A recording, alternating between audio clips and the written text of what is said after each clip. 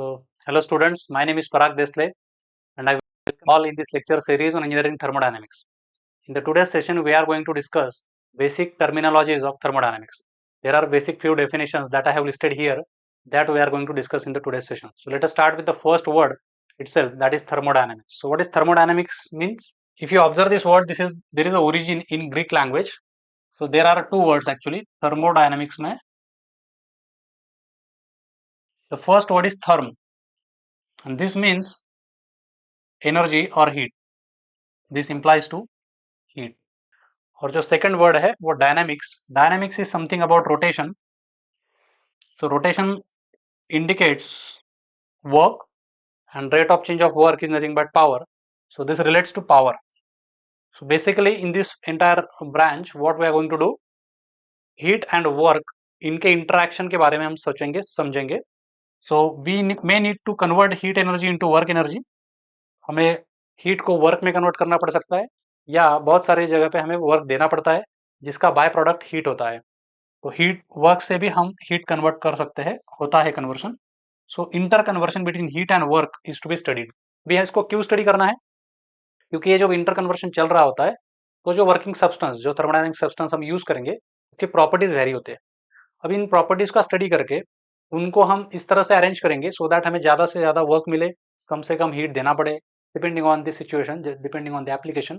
अलग अलग एप्लीकेशन में इनका इंटर कन्वर्शन जब हो रहा होता है तो सब्सटेंस कैसे बिहेव करता है, उसकी प्रॉपर्टीज कैसे चेंज होती है, इसका सब स्टडी हमें इस ब्रांच में करना है. So there is a interconversion between heat and work and its effect on the properties of the fluid that we need to study in this subject. Okay, so let start with the इसके लिए हमें कुछ laws लगेंगे जो कि इस subject में हमें आगे पढ़ने हैं, जिन लॉज की मदद से ये जो थेरोटिकल अंडरस्टैंडिंग्स हम डेवलप करेंगे उनको हम क्वांटिफाई कर सकेंगे, उसको मैथमेटिकली एक्सप्रेस कर सकेंगे.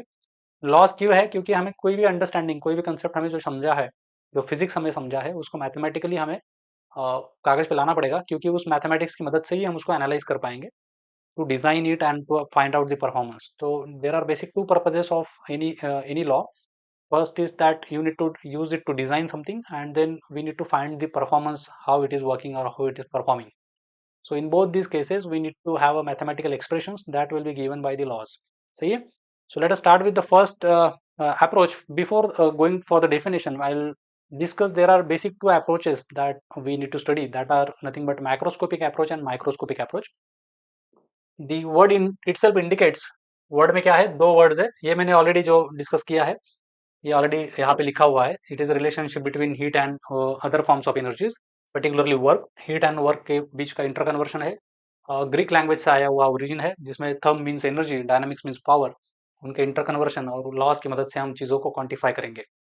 सो next to this is macroscopic and microscopic approach that we need to understand. Basically नाम में इसका मीनिंग है, इसमें कुछ खास डिफिकल्ट है नहीं वैसे. मैक्रो मीन्स व्हाट, बड़ा, and micro means what, small. So macro ऐसा ब्रांच बोल सकते हैं या ऐसा मेथड बोल सकते हैं जिससे हम क्या करेंगे, macro means what, large scale पे पूरे सिस्टम को हम, एक whole system will be under consideration, सारी चीज को हम एग्रीगेट देखेंगे, नॉट अ पार्टिकल. और on the other hand micro जो रहेगा जिसमें हम पार्टिकल को इंडिविजुअली ट्रैक करेंगे. नाम में ही उसका मीनिंग है. Micro means what, individual particle will be under consideration.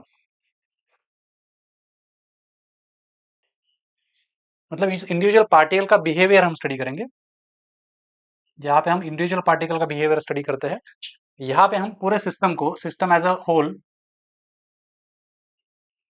Mass is under consideration, not individual particle. इस वजह से क्या होता है, यहाँ पे हमें एग्रीगेट उस पूरे सिस्टम का बिहेवियर क्या है इन टर्म्स ऑफ प्रॉपर्टीज हम स्टडी करते हैं. जैसे एक टायर में हवा भरा हुआ है, for example there is a tyre. In this tyre there are air particles, right. और ये इन एयर पार्टिकल्स का एग्रीगेट इफेक्ट जो है, यहाँ पे उस टायर को उसने इन्फ्लेट करके रखा हुआ है, उसका शेप बना हुआ है, क्योंकि उस हवा के अंदर के पार्टिकल जो है कुछ ऐसी चीज कर रहे हैं, ऐसा बिहेव कर रहे हैं कि वो टायर अपना शेप बना पा रहा है. वो क्या बिहेवियर है? If we term it as a pressure, so pressure क्या है? इन सारे पार्टिकल्स का बिहेवियर है जिस वजह से उस टायर को अपना शेप है. तो यहाँ इस टायर के अंदर का बिहेवियर स्टडी करने के दो मेथड्स यहाँ पे बताए गए हैं. जैसे मैक्रोस्कोपिक, हम क्या करेंगे, हम अकेले पार्टिकल, किसी भी एक पार्टिकल के ऊपर नहीं जाएंगे, उसका बिहेवियर उसके ऊपर फोकस नहीं करेंगे, पूरे सिस्टम को फोकस करेंगे. और यहाँ पे एक प्रेशर गेज लगा के अंदर का कितना प्रेशर है वो हम डायरेक्ट आइडेंटिफाई करेंगे, जिसमें प्रेशर क्या है, फोर्स अपॉन परपेंडिकुलर एरिया। तो ये सारे पार्टिकल्स मिलके एग्रीगेट कितना फोर्स एक यूनिट एरिया पे लगाते हैं, वो हम मेजर करने की कोशिश करते हैं। That is your microscopic approach.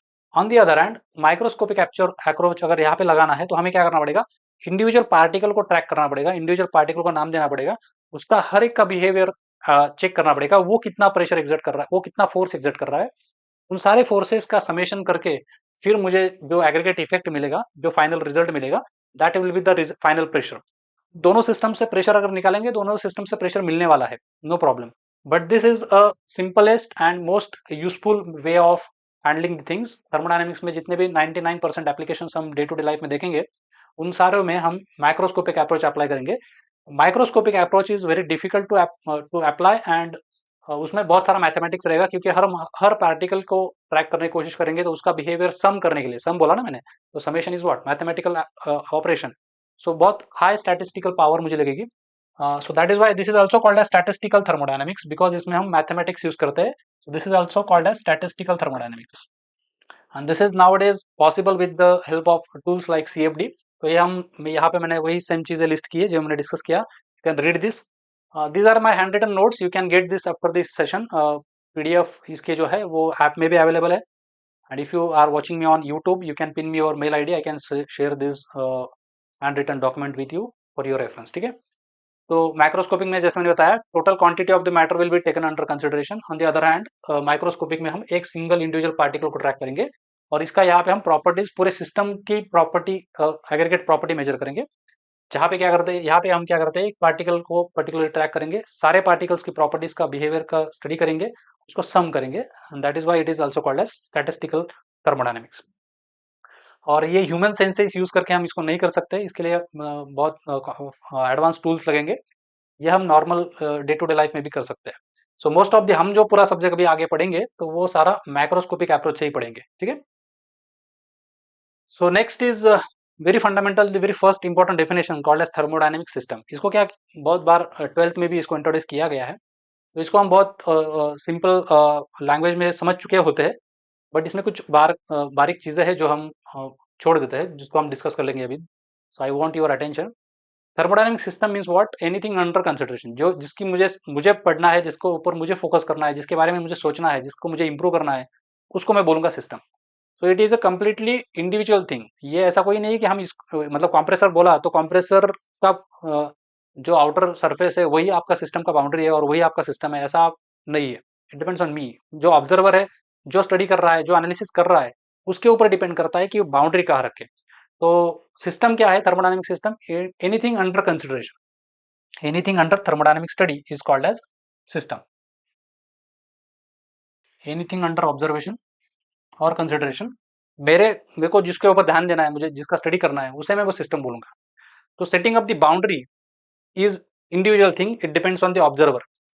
तो मैं सिस्टम को सराउंडिंग से अलग करूंगा with a line called as boundary. So what is thermodynamic system, as I said, समझो अगर मुझे एक टरबाइन है, टरबाइन में सिंबॉलिकली इस तरह से ड्रॉ करता हूँ, इट इज एक्सपांशन डिवाइस।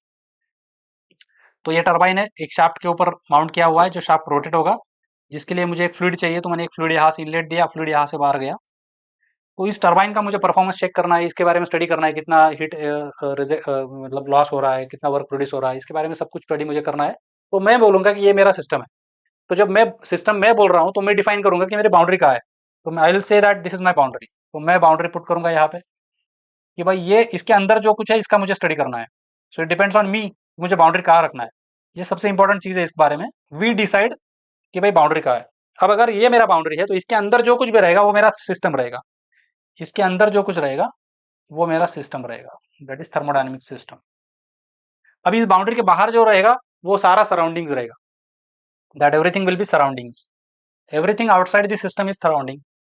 अब सिस्टम, सिस्टम, सराउंडिंग और उसकी बाउंड्री, इन सब के मिला के जो बनेगा वो सारा यूनिवर्स रहेगा, very simple. So these are the terminologies। इसमें हम अब open system and closed system, there are two types of system that we'll see now। Before that, I'll just summarize whatever I have said, that this is a quantity of matter which is under consideration is called as thermodynamic system। As I said, everything which is external to the system is surrounding, और वो surrounding, boundary और system सब मिलके क्या बनता है, हमारा universe बनता है। अब इसमें this boundary can be real, this boundary can be imaginary, this boundary can be fixed, this boundary can be moving. इसके लिए एग्जांपल्स दे देता हूँ। जैसे जैसे इस केस में अभी देखो, आप टरबाइन को अगर मैं थोड़ा और सिंप्लीफाई करता हूँ डायग्राम को, तो समझो ये टरबाइन का इनलेट है और ये टरबाइन का आउटलेट है। तो फ्लूइड यहां से समझो इस तरह से, this is also diagrammatic representation. Fluid यहां से आ रहा है, फ्लूइड यहां से जा रहा है। तो अब अगर इस टरबाइन का बाहर का सरफेस आप देखेंगे तो ये रियल है। So this boundary is real boundary. ये जो बाउंड्री हम ड्रॉ कर रहे थे यहाँ पे, ये वाला रियल बाउंड्री है। ये सरफेस ही बाउंड्री का काम कर रहा है। लेकिन इस गैप में जहां से फ्लूइड अंदर आ रहा है, वहां पे कोई सरफेस नहीं है, वहां पे कुछ नहीं है। यस और नो? बट वहां पे मैं फिर भी एक इमेजिनरी लाइन ड्रॉ कर रहा हूँ, तो इतना हिस्सा जो है इस बाउंड्री का वो इमेजिनरी है। So boundary can be real surface, boundary can be imaginary surface. अगर हम रेसिप्रोकेटिंग कंप्रेसर का एग्जांपल लेते हैं, for example if you take the reciprocating compressor, तो उसमें पिस्टन का टॉप सरफेस जो है वो रियल है, लेकिन वो मूविंग है। You may be aware of reciprocating compressor, there is a piston, इसके अंदर हमने गैस को फिल किया है। अब हम क्या करेंगे, इस पिस्टन को ऊपर ढकेलेंगे so that gas can be compressed, उसका वॉल्यूम कम हो जाए, प्रेशर बढ़ जाए, ये हमारा पर्पज है। तो जब अब हमें इसके अंदर का कंप्रेशन प्रोसेस जब स्टडी करना रहेगा, तो मैं बोलूंगा कि मेरा बाउंड्री ये है। So this line now I am drawing is my boundary, जिसमें से ये वर्टिकल दो लाइन जो है वो सिलेंडर का सरफेस है, सिलेंडर का वॉल है, जो कि फिक्स्ड है, रियल है। So boundary can be fixed, boundary can be real. अब इसका टॉप सरफेस भी सिलेंडर का हेड है, that is also real flat surface, so that is a real boundary. अब उसका इसके ऊपर का सरफेस देखो, ये वाला लाइन, ये मैं जो ड्रॉ कर रहा हूं, ये अब रियल है, लेकिन ये मूविंग है। जैसे जैसे पिस्टन ऊपर जाएगा तो बाउंड्री ऊपर शिफ्ट होगा। तो boundary can be real, boundary can be imaginary, boundary can be fixed, boundary can be moving. Clear है सबको चारों लाइन? So these were the things about system and surrounding. Now will go for the types of the system. As I said, there are three basic types of the systems. First is open system, second is close system, और तीसरा जो है वो isolated system है। तो पहला हम देखते हैं ओपन सिस्टम। नाम में उसका मीनिंग है, actually there are two quantities types में। हम पहला देखते हैं open system. Open means what? There are two basic quantity, जिसके मदद से हमको इसका समझना है। हर बार हमें मास और एनर्जी, इनका जो एक्सचेंज है उसको चेक करना है। First quantity is mass and second quantity is energy. अभी एनर्जी में हमें there can be heat energy, there can be work energy, there can be internal energy, there can be heat energy, there can be work energy, there can be internal energy. Mass itself has its own energy, that is internal energy. जब mass exchange होगा तो वो heat अपने साथ उसके internal energy लेके जाएगा। So out of this और any other form of energy, ठीक है, इलेक्ट्रिकल रहेगा, कुछ भी रहेगा, एनी फॉर्म ऑफ एनर्जी, उसको हमें चेक करना है। और हमें मास को चेक करना है। क्या चेक करना है? कि भाई वो बाउंड्री को क्रॉस कर रहा है कि नहीं कर रहा है। अब हमने ओपन सिस्टम अगर नाम देना है उसको, तो वो अगर समझो ये मेरा ओपन सिस्टम है, वेरी कन्वेंशनल डायग्राम, जिसको मोस्टली इसी तरह से दिखाते हैं। So this is a system, let's say. अब ये बाउंड्री मैंने दिखाया उसको, अंदर सिस्टम है, बाहर सराउंडिंग है, टोटल मिलके यूनिवर्स बन गया।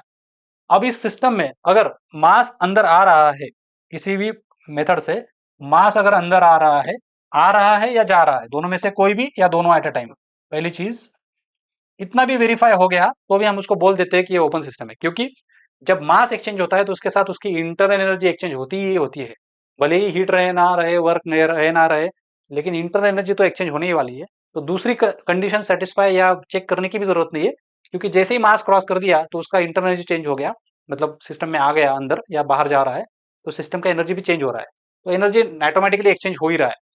Other than this, if there is a heat and work interaction, रहे ना रहे कुछ फर्क नहीं पड़ता है खास, लेकिन अगर रहा, हीट को हम क्यू से डिनोट करते हैं। सो लेट से this is work interaction, W से डिनोट करते हैं। Dot means rate of work और रेट ऑफ हीट। ये रहे नहीं रहे, मास एक्सचेंज अगर हो जाता है तो अपने आप उसको आप ओपन सिस्टम बोल सकते हो, क्योंकि उसके साथ इंटरनल एनर्जी चेंज हो गया है। तो basic definition of open system is क्या है? कि भाई उसकी उसमें मास का भी एक्सचेंज होगा सराउंडिंग के साथ, और एनर्जी का भी एक्सचेंज होगा। इन दोनों का एक्सचेंज अगर साइमल्टेनियसली चल रहा है तो उसे हम क्या बोलते हैं? Open system. जैसे मैंने अभी 2 मिनट पहले टरबाइन का डायग्राम निकाला था, उसमें समझो अगर स्टीम टरबाइन है तो स्टीम एंटर कर रहा है, हाई प्रेशर स्टीम को एंथैल्पी लेके आ रहा है, एनर्जी लेके आ रहा है, और बाहर जाके लो प्रेशर स्टीम बाहर जा रहा है तो उसके साथ एनर्जी लेके जा रहा है। On the simultaneously rotary power भी मुझे दे रहा है टरबाइन में। और अगर वो स्टीम टरबाइन है तो गर्म होएगा, तो सराउंडिंग को कुछ हीट भी लॉस करेगा थ्रू वॉल्स। कितना भी इंसुलेशन कर लो, हीट तो लॉस हो गई, तो हीट एनर्जी भी एक्सचेंज कर रहा है। तो ये सब कुछ वो टरबाइन कर रहा है, तो दैट इज ओपन सिस्टम। अब ओपन सिस्टम को एक अलग वर्ड दिया जाता है, कंट्रोल वॉल्यूम, उसको ही कंट्रोल वॉल्यूम बोला जाता है। Both words are, you can say, synonyms. क्योंकि क्या होता है, जब भी हम ओपन सिस्टम स्टडी करते हैं तो basically we are focusing on a particular volume. जैसे ये टरबाइन का एग्जांपल या कंप्रेसर का एग्जांपल मैं देता हूँ। लेट्स से एक्सियल कंप्रेसर है। अब कंप्रेसर में वॉल्यूम कम होगा इनलेट से जाते आउटलेट तक जाते टाइम पे, तो ये कंप्रेस हो रहा है। तो यहाँ पे क्या हो रहा है, हमने बाउंड्री यहाँ पे रखा हुआ है, तो इस बाउंड्री के अंदर का जो वॉल्यूम है उसके ऊपर हम फोकस कर रहे हैं। ठीक है, तो ये कभी नहीं बदलेगा।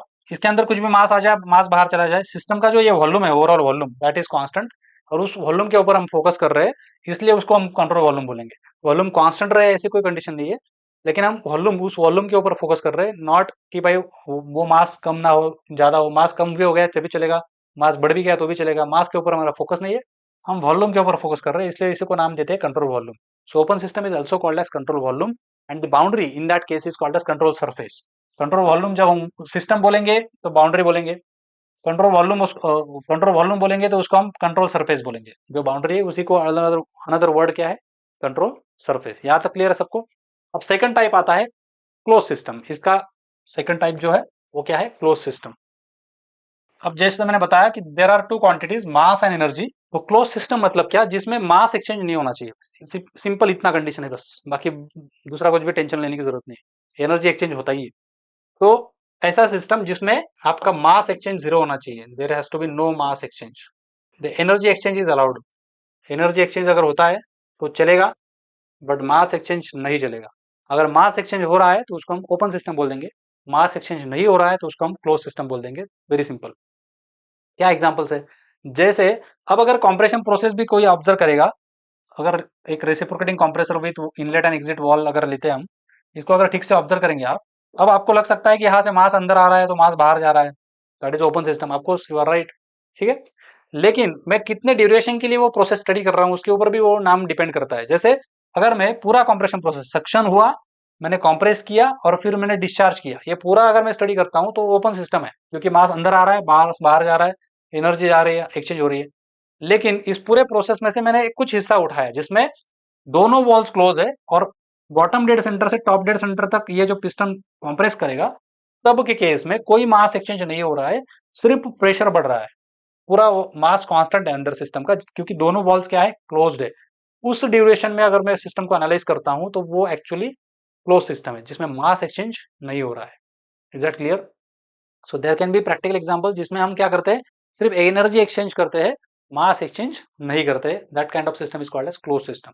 और फिर तीसरा टाइप आता है आइसोलेटेड सिस्टम। अब तीसरे टाइप में क्या होगा, आइसोलेटेड सिस्टम में दोनों में से कोई भी क्वांटिटी एक्सचेंज नहीं होगा, मतलब उसमें से मास भी अंदर बाहर नहीं जाएगा और एनर्जी भी एक्सचेंज नहीं होगा, तो उसको क्या नाम दिया, आइसोलेटेड सिस्टम। अब आप मुझे बताओ, आइसोलेटेड सिस्टम प्रैक्टिकली पॉसिबल है क्या? It is at all not possible.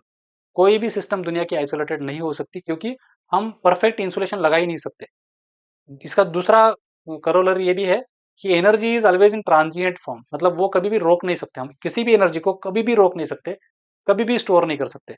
हम सिर्फ उसका रेट ऑफ ट्रांसफर जो है वो स्लो डाउन कर सकते हैं, rate of conversion slow down कर सकते हैं, लेकिन उसको रोक नहीं सकते। आपको लगेगा कि बैटरी में तो हम एनर्जी स्टोर करते हैं। आप सोचो, अगर बैटरी में हम सच में एनर्जी स्टोर कर रहे होते तो एक बार हमने बैटरी चार्ज कर ली, तो जब तक हम उसको यूज नहीं करेंगे तब तक उसका उतना परसेंट उतना ही रहना चाहिए। लेकिन आप मोबाइल का चार्जिंग करो और 4 दिन उसको यूज ही मत करो, ऑन भी मत करो, फिर भी 5-6 दिन बाद अगर आप देखोगे तो पूरा बैटरी डिस्चार्ज हो चुका होगा। कहाँ गई एनर्जी? आपने तो स्टोर की थी। मतलब क्या कि हम एनर्जी को स्टोर नहीं कर सकते, हम उसको क्या कर सकते हैं, ऐसे फॉर्म में कन्वर्ट करेंगे, ऐसे स्टेट में उसको रखेंगे, ऐसे फॉर्म में उसको रखेंगे कि वो स्लोली डिप्लेट हो। We can reduce the rate of depletion, but we cannot make it zero. कोई भी ऐसा परफेक्ट इंसुलेशन नहीं है। जैसे कोई बंदा बोलेगा कि मैंने एक ऐसा इंसुलेशन बनाया, एक कंटेनर में मैंने 1000 डिग्री सेल्सियस का एक सब्सटेंस रखा, एटमोस्फेयर 20 डिग्री को है। अब मैं ऐसा एक इंसुलेशन बनाता हूँ, इसकी वॉल थिकनेस इतनी बड़ी करता हूँ, 10 किलोमीटर, 15 किलोमीटर, 20 किलोमीटर, भाई अंदर का 1000 ही रहेगा। भले वो 1000 का, आपने इसको 15 किलोमीटर का थिकनेस का वॉल लगा दिया, इतना बड़ा वॉल लगा दिया, आपके पास रिसोर्सेस है, आपने लगा दिया। आप इसका रेट ऑफ यहाँ से अब हाई टेम्परेचर से लो टेम्परेचर तक हीट जाना ही है, यू कैनॉट टॉप दिस। हाँ, भले इसका रेट तुम कम कर सकते हो, जितना बड़ा इंसुलेशन लगाओगे उतना रेट कम हो जाएगा, बहुत ज्यादा टाइम लेगा जाने के लिए, लेकिन एक दिन ये अंदर का हीट बाहर जाइएगा ही जाएगा। मतलब हम हीट को रोक नहीं सकते, एनर्जी को रोक नहीं सकते। In that sense we cannot construct isolated system. There can be practical close to isolate, we can achieve close to isolated system like insulating. अगर हमने water tank, water heater, solar water heater से पानी गर्म किया है, हमारे roof top पे लगाया हुआ है, उसको हमने दिन में गर्म किया और हमको सुबह यूज करना है, तो हम क्या करेंगे, इंसुलेशन लगा देंगे सो दैट रात में वो हीट लॉस ना हो। लेकिन वो कुछ ना कुछ रेट में हीट लॉस ही होता रहेगा, सुबह तक जाते जाते कुछ ना कुछ अमाउंट तो हीट लॉस हो चुका है। ऐसा कभी नहीं होगा कि आपने एक बार सोलर वाटर हीटर में गर्म कर लिया पानी और लाइफ टाइम जब तक यूज नहीं करोगे तब तक गर्म ही रहेगा, ऐसा नहीं होता है ना। क्यों नहीं होता है? क्योंकि कुछ ना कुछ अमाउंट में कितना भी अच्छा इंसुलेशन लगाओ, लॉस होगा ही होगा, क्योंकि हम एनर्जी को रोक नहीं सकते। So that is, in that sense, isolated system is a hypothetical concept, we can not actually build an ideal isolated system. हम उसका एक close to isolated system practical use के लिए बना सकते हैं। So that is what all the discussion about close system, open system and isolated system, जो कि यहाँ पे मैंने प्रॉपरली डिस्क्राइब किया हुआ है वर्ड्स में। You can read this in the notes also. This is all about open system. Work exchange होगा, एनर्जी एक्सचेंज होगा। क्लोज सिस्टम में सिर्फ एनर्जी एक्सचेंज होगा, मास एक्सचेंज नहीं होगा। एंड आइसोलेटेड सिस्टम में कुछ भी एक्सचेंज नहीं होगा, that is hypothetical concept, because energy always remains in a transient form. So that is how we have seen the types of systems. Now we'll go for an important concept called as thermodynamic property. अब किसको property बोलेंगे वो समझते हैं। Basically property क्या होता है, समझो ह्यूमन बीइंग का प्रॉपर्टी क्या है, कि कोई भी एक बंदा है जो बहुत खुश रहता है, कभी भी निगेटिव नहीं सोचता है, हमेशा खुश रहेगा, हमेशा अच्छी बात करेगा, हमेशा काम रहेगा। तो ये उसके बारे में की इंफॉर्मेशन है, उसके बारे में ये कुछ चीजें बताता है, उसकी कैरेक्टरिस्टिक्स डिस्क्राइब करता है, तो ये उसकी प्रॉपर्टीज हो गई। इन द सेम वे, हम जो वर्किंग सब्सटेंस यूज करेंगे, जो फ्लूइड्स यूज करेंगे, उनकी भी कुछ प्रॉपर्टीज रहेंगी, और उन प्रॉपर्टीज का हमें मतलब थर्मोडायनामिक्स के संदर्भ में चाहिए, तो उनको हम थर्मोडायनामिक प्रॉपर्टीज बोलेंगे। तो उसमें कौन कौन सी प्रॉपर्टीज है? So there are very limited important properties like pressure, temperature, volume, mass, density, then there are many few more. Okay, तो ये जो मेजर प्रॉपर्टीज है इनके बारे में हमें समझना है। तो बेसिकली प्रॉपर्टी है क्या? It is a characteristic of A system. वो सिस्टम के बारे में कुछ इंफॉर्मेशन हमको देता है। जैसे अगर सिस्टम का टेम्परेचर ज्यादा है, मतलब वो बहुत गर्म है, यस, उसके पास इंटरनल एनर्जी बहुत ज्यादा है, ये इंफॉर्मेशन हमसे वहां से पता चली। वो कैरेक्टरिस्टिक है उस सिस्टम की कि उसका टेम्परेचर ज्यादा है। उसके पास प्रेशर है, मतलब क्या, उसके मॉलिक्यूल बहुत नजदीक है, बहुत क्लोज है एक दूसरे से। ये उसके बारे में हमें इंफॉर्मेशन पता चलती है उस क्वांटिटी या उस प्रेशर की वैल्यू को देखने के बाद। तो what is property then? Thermodynamic property, it is a characteristic of system which gives certain information about the system. So there are types of properties like volume, temperature, pressure and all that, और उसको हमने categorise किया है दो हिस्सों में, that are intensive properties and extensive properties. ये समझना बहुत जरूरी है, बहुत सारे बच्चों को इसमें कंफ्यूजन भी होता है। तो मैं एक सिंपल ट्रिक बताता हूँ, इंटेंसिव किसे बोलना है और एक्सटेंसिव किसे बोलना है, कैसे पहचानना है। तो पहले देखते हैं इंटेंसिव प्रॉपर्टीज। इंटेंसिव मतलब क्या है? उसमें आई से स्टार्ट हो रहा है, तो इसको याद रखो, इंडिपेंडेंट आई। इंटेंसिव में जो आई है वो, और इंडिपेंडेंट में जो आया है ये वाला है। अब independent of what? Mass. Intensive is what? Independent of mass. For example, एक ब्लॉक लेता हूं मैं, this is a block of let's say 6 kg। अब इसको मैंने अभी अभी फर्नेस से निकाला है, मेटल ब्लॉक है, और इसका टेम्परेचर 800 डिग्री सेल्सियस है for example. So this is a property, temperature is a property. Now we have to check that whether this temperature is a intensive property और एक्सटेंसिव प्रॉपर्टी। तो क्या करना है, इस ब्लॉक को दो हिस्सों में डिवाइड कर दो, मतलब 6 kg का ब्लॉक दो हिस्सों में हमने काट दिया, एक 3 kg का बना दिया और दूसरा आधा हिस्सा 3 kg का। ये मैं एक इंस्टेंट में करता हूँ, इसको टाइम नहीं लेता हूँ। तो क्या पता चलेगा मुझे? अब मैं इसका टेम्परेचर मेजर करता हूँ, तो मुझे पता चलेगा इसका टेम्परेचर भी 800 ही रहेगा। इनकैटियोन, इसका टेम्परेचर कितना रहेगा? 800 ही रहेगा। ये थोड़ी ऐसा थोड़ी हो जाएगा कि मैंने दो हाई हिस्सों में कर दिया तो ये ठंडे हो जाएंगे, टेम्परेचर तो वही रहेगा उनका। तो मतलब क्या, टेम्परेचर जो है मास के ऊपर डिपेंड नहीं कर रहा है, it is independent of mass. Mass को मैंने हाफ भी कर दिया, आधा भी कर दिया, तो भी टेम्परेचर नहीं बदला। तो टेम्परेचर क्या हो गया? Temperature is intensive property. On the other hand इसका वॉल्यूम देखते हैं। अगर इसका वॉल्यूम फॉर एग्जांपल, इसका वॉल्यूम जो है, इसका वॉल्यूम समझो 3 मीटर क्यूब है, कुछ भी आर्बिट्री वैल्यू लिया है मैंने, 3 मीटर क्यूब वॉल्यूम है। जैसे मैं इसको मास को आधा करूंगा, इसका वॉल्यूम भी बढ़ जाएगा। फॉर एग्जाम्पल, अगर वो यूनिफॉर्मली डिस्ट्रीब्यूटेड है तो इसका वॉल्यूम 1.5 मीटर क्यूब बन जाएगा, और इसका वॉल्यूम भी 1.5 मीटर क्यूब बन गया। मतलब जैसे मैंने मास को आधा किया तो वॉल्यूम भी बदल गया, आधा ही होगा ऐसा नहीं है, लेकिन बदल गया। तो मतलब volume depends on mass, so volume is a extensive property. सो ये हर बार आपको अगर क्वेश्चन आता है कि ये दिया हुआ प्रॉपर्टी इंटेंसिव है या एक्सटेंसिव है, पहचानो, तो क्या करोगे, उसको उस एक सब्सटेंस लो, उसकी वो प्रॉपर्टी एज्यूम करो, उसको आधा करो और चेक करो वेदर प्रॉपर्टी चेंजिंग और नॉट। For example density. अब एक वुडन ब्लॉक ले लो, ये मेटल का ब्लॉक है फॉर एग्जांपल, वुडन ले लो या मेटल ले लो। अब अगर ये वुडन ब्लॉक है, ये मैंने पानी में डाल दिया तो तैरेगा, क्योंकि वो वुडन है, उसका डेंसिटी कम है। अब उस वुडन ब्लॉक को मैंने दो हिस्सों में कर दिया, उस वुडन ब्लॉक को मैंने दो हिस्सों में कर दिया और फिर पानी में डाला, फिर भी तैरेगा, क्योंकि डेंसिटी बदलता नहीं है उससे। उसको मैंने, density is what, mass upon volume. तो मास आधा कर रहा हूं तो वॉल्यूम भी आधा हो रहा है ऑटोमेटिक, तो डेंसिटी क्या रहा है, सेम हो रहा है। So density is an intensive property. It does not depend on mass. So what are the intensive properties? Pressure, temperature, density. These are what intensive properties. On the other hand, volume, mass खुद extensive है। मास क्या है, खुद extensive property, क्योंकि खुद के ऊपर depend है ना, मास बदल रहा है तो खुद बदल रहा है, तो मतलब मास भी क्या हो गया, एक्सटेंसिव प्रॉपर्टी हो गया, वॉल्यूम एक्सटेंसिव प्रॉपर्टी हो गया। Energy, energy is extensive property. बताओ मुझे, अगर किसी सब्सटेंस के पास समझो 10 जूल्स एनर्जी, इसकी इंटरनल एनर्जी कितनी है, इंटरनल एनर्जी सब्सटेंस की कितनी है, 10 जूल्स है। अगर इसको मैं 10 दो हिस्सों में डिवाइड कर रहा हूं तो 5 जूल्स इधर जाएगा, 5 जूल इधर जाएगा, मतलब एनर्जी डिपेंड कर रहा है मास के ऊपर। So energy is a what, it is a extensive property. यहाँ तक क्लियर है सबको? Now if you divide this extensive property with respect to something like mass or volume, that becomes specific extensive। इस प्रॉपर्टी को हम क्या करेंगे, मास से डिवाइड करेंगे तो क्या बन जाएगा, स्पेसिफिक एक्सटेंसिव। तो हमने मास का रिलेवेंस ही खत्म कर दिया ना, तो जब हम उसको मास से हम डिवाइड करते हैं, जिसे बोलते हैं स्पेसिफिक एक्सटेंसिव, जैसे वॉल्यूम। अब वॉल्यूम क्या है, मीटर क्यूब में, ये एक्सटेंसिव है। लेकिन volume per unit mass, volume per unit mass तो मीटर क्यूब पर केजी, तो 1 केजी के लिए वॉल्यूम चेक कर रहे हैं ना, तो मास के ऊपर डिपेंड रहा ही नहीं अभी वो। तो स्पेसिफिक वॉल्यूम क्या बन जाता है, अगेन इंडिपेंडेंट बन जाता है। तो specific volume is a intensive property. But अगर अलोन वॉल्यूम, सिर्फ वॉल्यूम अगर देखेंगे तो वो एक्सटेंसिव है। तो ये चीज आपको यहाँ से समझनी है, ठीक है। यही चीज मैंने नेक्स्ट स्लाइड में भी लिखा होगा, आप इसको पढ़ सकते हो। ये डिफरेंस जो है मैंने यहाँ पे क्लियरली नोट किया हुआ है। वही एग्जांपल, उसी सिमिलर एग्जांपल है यहाँ पे भी। 2 केजी मास लिया है तो इसको दो हिस्सों में बांट दिया, वहां पे 2 केजी मास को दो हिस्सों में बांट दिया, तो वॉल्यूम के साथ क्या हो रहा है, टेम्परेचर के साथ क्या हो रहा है, आप ऑब्जर्व करो।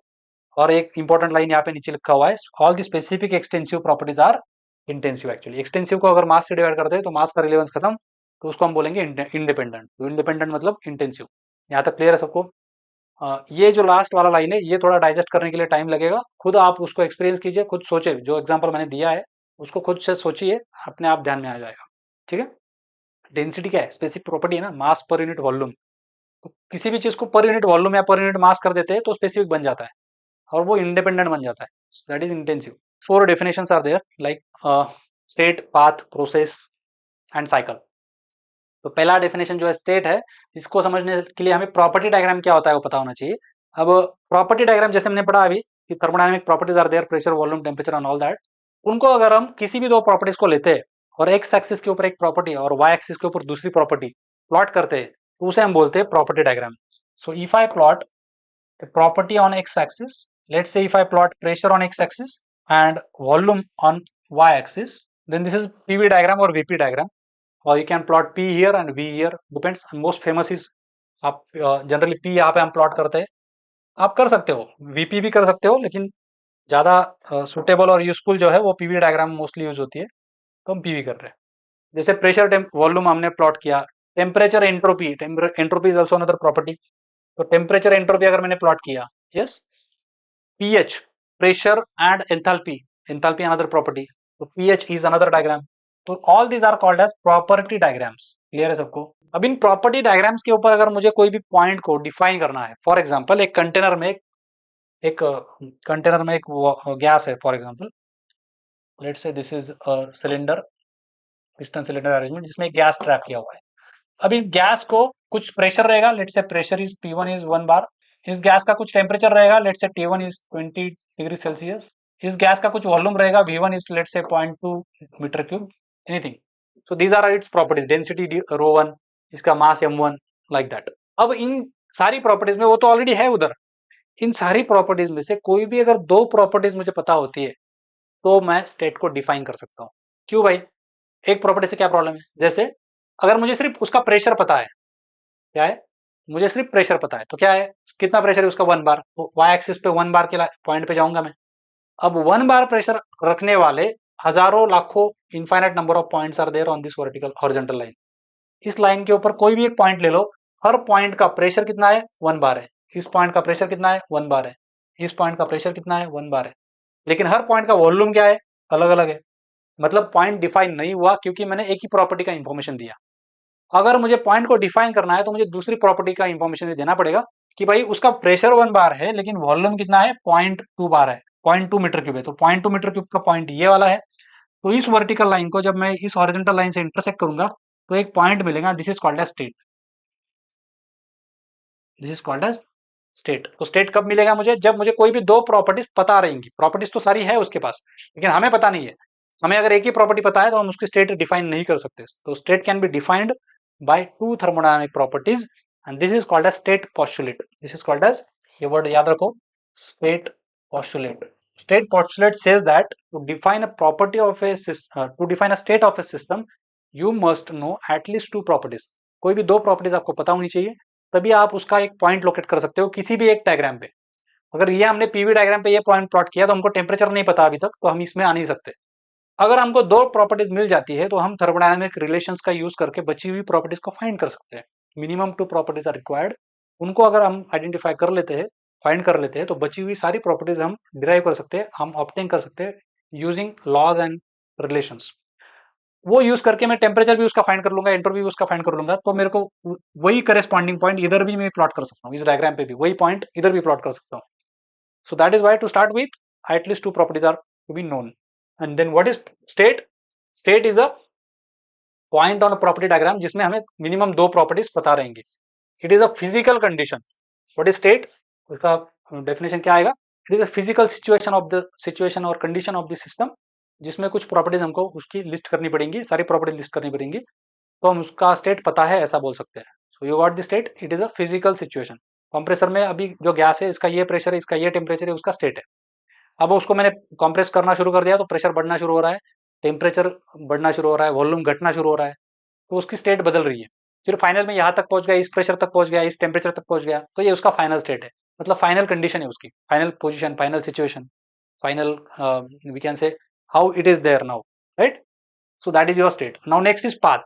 अब जब मुझे एक स्टेट से दूसरे स्टेट तक जाना रहेगा तो मैं स्टेट चेंज करूंगा। फॉर एग्जाम्पल किसी भी प्रॉपर्टी डायग्राम पे अगर मैं वॉल्यूम मेरा ज़्यादा है शुरू में और प्रेशर कम है, तो ये हो गया वॉल्यूम V1, ये हो गया प्रेशर P1। अब मैंने क्या करना शुरू किया, उसका वॉल्यूम घटाना शुरू किया तो प्रेशर बढ़ना शुरू हो जाएगा। कंप्रेस करूंगा मैं सिलेंडर में, ये इनिशियल वॉल्यूम है, ये पिस्टन है, ये इनिशियल वॉल्यूम V1 और प्रेशर P1, ये वॉल्यूम है, प्रेशर अंदर का P1 है। इसको मैं जैसे ऊपर भेजूंगा तो क्या होगा, वॉल्यूम कम होना शुरू हो जाएगा। तो वॉल्यूम क्या हो रहा है, इस दिशा में जा रहा है, तो प्रेशर क्या होगा, बढ़ेगा। इसका अंदर का प्रेशर, मॉलिक्यूल नजदीक आएंगे तो प्रेशर बढ़ेगा, तो प्रेशर इस दिशा में जा रहा है, तो रिजल्टेंट क्या आएगा, इस दिशा में जाएगा। तो ये इस तरह से आगे बढ़ रहा है, प्रेशर कम हो रहा है, वॉल्यूम बढ़ रहा है। तो after immediate first state there is another state जिसमें थोड़ा सा प्रेशर और वॉल्यूम बढ़ा, चेंज हुआ है। उसके बाद और प्रेशर एंड वॉल्यूम चेंज हुआ है। तो succession of change of states हो रहा है, एक के बाद एक स्टेट चेंज हो रहा है, कंटिन्यूअसली हो रहा है, एक के बाद दूसरा हो रहा है। तो ऐसे succession of change of states को हम अगर ज्वाइन करते हैं तो हमें पाथ मिलता है। So what is path? It is a succession of change of state. State को हम चेंज करेंगे और उसका सक्सेशन को ज्वाइन करेंगे, उसे हम क्या बोलते हैं, पाथ बोलते हैं। Is that clear? This is the physical situation और कंडीशन ऑफ दिस सब्सटेंस। उस कंडीशन को, सिचुएशन को हम एक सीक्वेंस में चेंज कर रहे हैं कंटिन्यूअसली, उन सारे पॉइंट्स को ज्वाइन कर रहे हैं, तो हमें मिलता है पाथ। अब आएगा प्रोसेस। तो प्रोसेस क्या है भाई, ऐसा कोई भी एक पाथ जिसमें इनिशियल कंडीशन मेरे को क्लियरली डिफाइंड है, उसकी फाइनल सिचुएशन मेरे को क्लियरली आइडेंटिफाइड है, और वो किस पाथ से वहां तक पहुंचा है, ये तीनों चीजें अगर मुझे पता है तो मैं उसको प्रोसेस बोलता हूँ। थर्मोडायनामिक प्रोसेस किसे बोलेंगे? If initial state is known, if final state is known and path followed bye is also known. Path भी पता होना चाहिए, सिर्फ इनिशियल एंड फाइनल से नहीं चलेगा, क्योंकि ये इस मार्ग से भी जा सकता है, इस रास्ते से भी जा सकता है, तो नहीं चलेगा। हमको उसका कौन से रास्ते से गया है वो भी हमें पता होना चाहिए, किस रास्ते को उसने फॉलो किया वो भी पता, तीनों चीजें पता होनी चाहिए, initial state, final state, path followed bye. तीनों अगर मुझे क्लियरली आइडेंटिफाइड है, पता है, तो मैं बोलता हूँ कि ये थर्मोडायनामिक प्रोसेस है। So what is the thermodynamic process?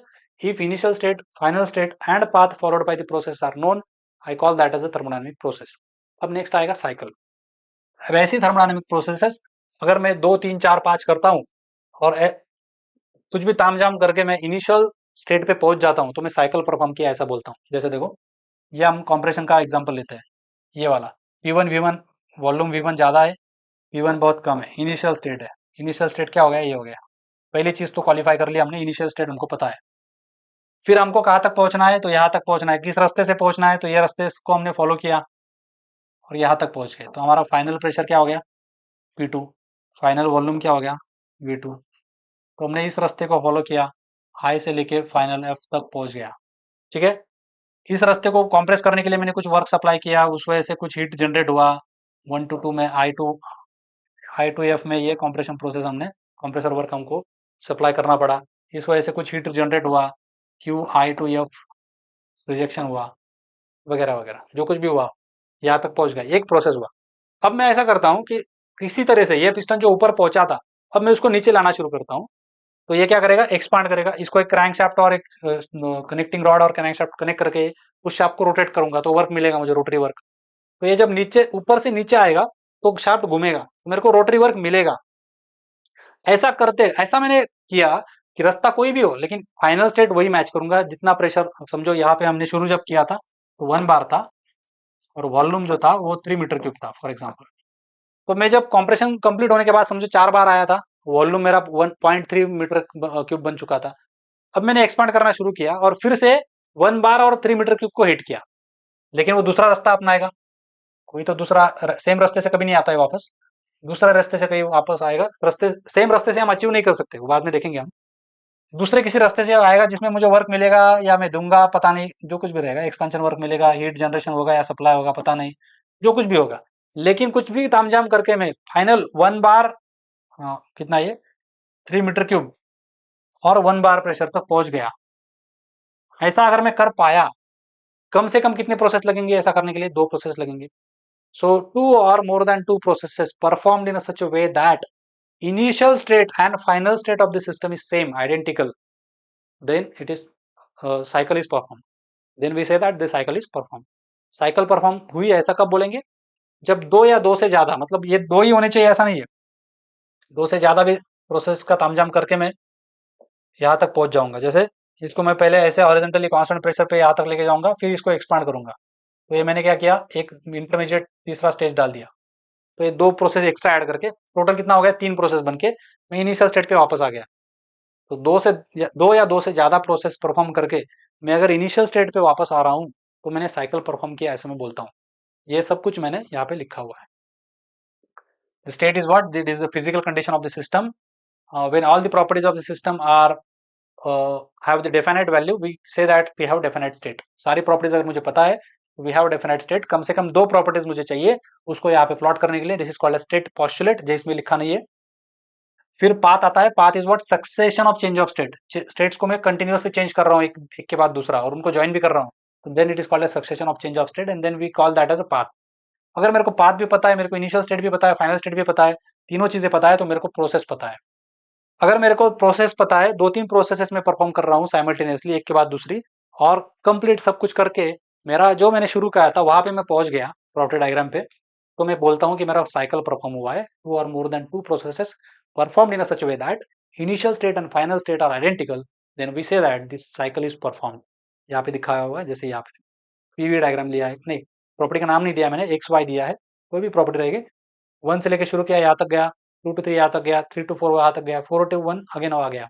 तो स्टेट 1 को मैंने फिर से अचीव किया, then I say that this is a thermodynamic cycle. ठीक है,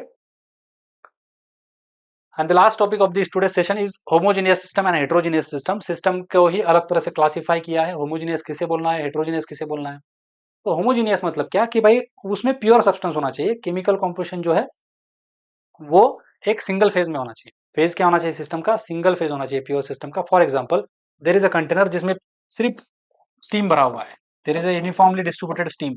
now is it a homogeneous system? Yes, we call this as homogeneous system, because system में एक ही सब्सटेंस है और वो पूरा गैसियस फॉर्म में, वो पूरा डिस्ट्रीब्यूटेड है, दैट इज होमोजेनियस सिस्टम। लेकिन इसमें से मैंने हीट रिजेक्ट कर दिया, हीट कर दिया, मैंने क्या कर दिया, हीट इसमें से निकाल लिया, तो क्या हो जाएगा, इसमें से कुछ स्टीम जो है वो वाटर बन जाएगा, पानी बन जाएगा और नीचे गिरेगा। अब मुझे बताओ इस सिस्टम में प्योर सब्सटेंस है क्या? हाँ, प्योर है, क्योंकि इसमें भी H2O है, इसमें भी H2O है, इसका केमिकल कॉम्पोजिशन और इसका केमिकल कॉम्पोजिशन दोनों सेम है।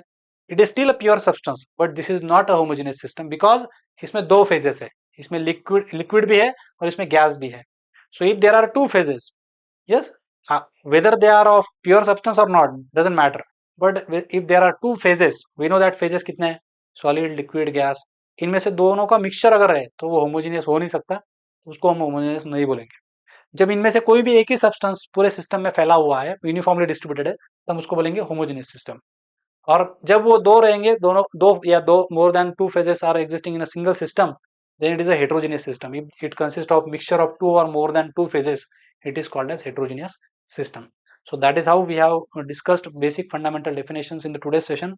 आई होप आपको ये अच्छा लगा होगा. सेशन को सुनने के बाद आपका जो फीडबैक रहेगा वो यूट्यूब के कमेंट्स के थ्रू या ऐप में हमें आप जरूर प्रोवाइड कर सकते हो.